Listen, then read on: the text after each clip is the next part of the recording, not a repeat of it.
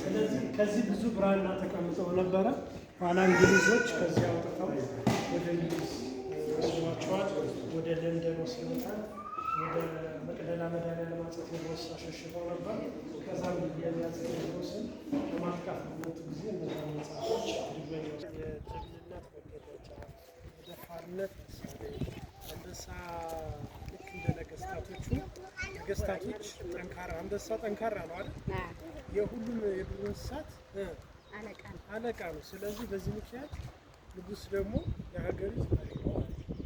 ስለዚህ ልክ እንደ አንበሳ እኛም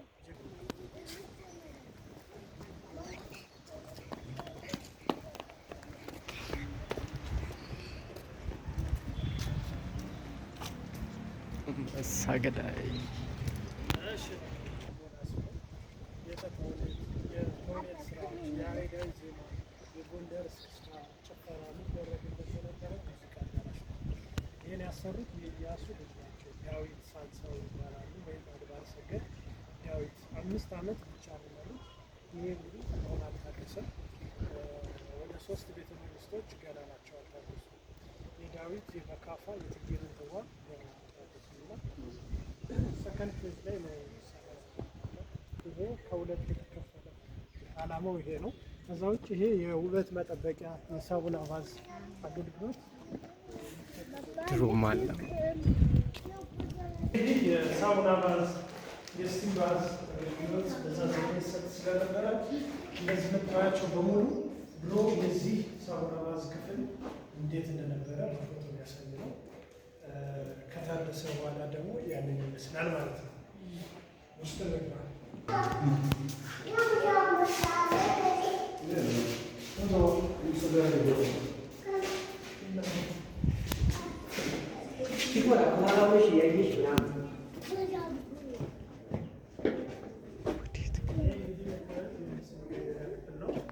ልብሶቻቸውን አውልቀው እንደዚህ አይነት ቀሎች ላይ ያስቀምጣቸዋል። ቀንዶቹ አገልግሎታቸው እንደ ልብስ መስቀያ ነው። እንደ ሜንጦ እንደ ስጋ መስቀያ ያገለግላል። ዘውዳቸውን አውልቀው እዛ ጋር ያስቀምጣሉ። ስለዚህ በአጠቃላይ ይሄ ልብስ ክፍል ነው። ወደ ውስጥ እንገባለን። ዳሮች ማስተፈሻ ናቸው ማለት ነው። በጣም ሲሞቅ ሰው ሊሞት ስለሚችል ያው ማመጣጠን ስለሚያስፈልግ ይሄ እና መስኮቱ እንደዚህ አገልግሎት ነው እና ይሄ የቆዳ የውበት መጠበቂያ ጥራታቸውን የሚጠብቁበት ነው። አሁን ካለው ዘመናዊ ሆቴሎች ሳቡና ቫዝ የሚለየው ያነ በኤሌክትሪክ ግሎ በብረት ነው። ይሄኛው ደግሞ ድንጋዮች በሳቱ እየጋሉ እየዛሉ እንጂ ማስቀመጫ ነው።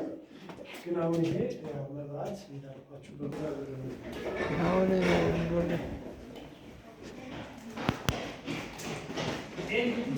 እነዚህ የተራረሱትን ክፍሎች ሲታደሱ የህይወት ቅርጽ አመት አዳራሽ ወጣቸው እና ያች የተተወችባት ምክንያት የድሮ መሰረቱ ካለበት ላይ የተሰራ እንደሆነ ለማሳያ ነው።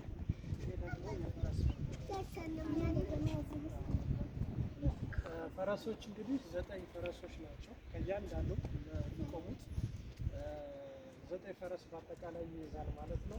ይሄ የምታዩት ደግሞ የ400 እና 300 ሰው ድረስ ብዙ እንግዶችን ጠርተው ነገስታቶች ማብላት ይወዳሉ እና እዚህ ነጭ ልብስ ያለበሰ አይገባም በዚህ በጭራሽ እና ለንጉሱ ክብር የለውም ተብሎ በሊጋባው ከደጃፍ ነው አስተዳደር ፍርድ ቤት ምናምን ሁሉ ጣሊያን እዚህ ብዙ ስራዎችን ሰርተዋል እና ይሄንንም ቅርሱን አድሶት ነበር።